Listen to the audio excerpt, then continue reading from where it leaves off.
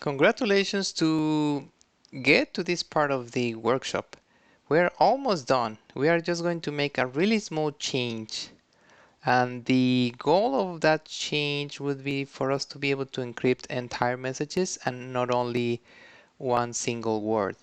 And in order to do that, we are going to use this getLine instruction instead of the C input, because the C input can only read words.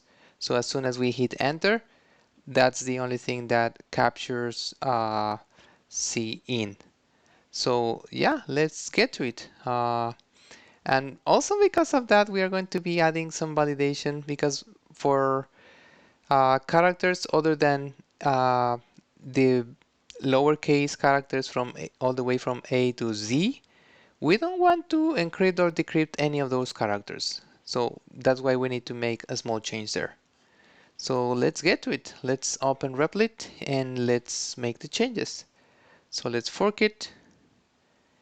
Let's go here. So the very first change we are going to make is we are going to use getLine to read the message. So we are going to use that one here. That would be allowing us, as I mentioned, to read entire messages and not only one message. And then the next parameter would be the number for the operation, one for encryption, any other number for any other for decrypting. And the code would be the keyword. So this is one change we need to make here. We need to make another change in these functions. So we need to basically check if it is a character between A and Z, and if that's the case, we are going to execute what we already implemented. Otherwise, we don't want to do anything else. So we are going to say if name of I is greater or equals to A, and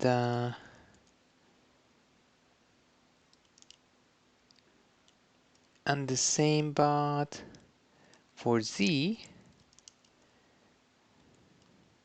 So in other words, if it is really in that range, so if it is in that range, we are going to do something, otherwise we are not going to do anything else. So I need now braces, so I will be adding one brace here, and I will be adding another brace here.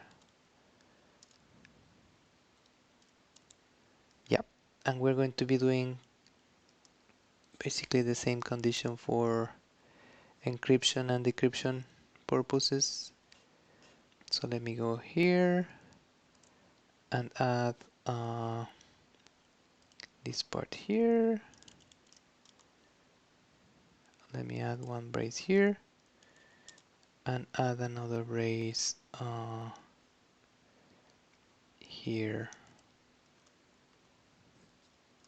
And that's it. Let me run this program.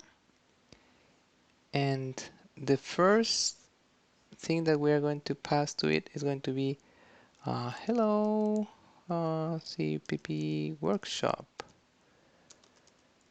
We're going to now enter the operation, which would be encrypting, and then we're going to use Queen.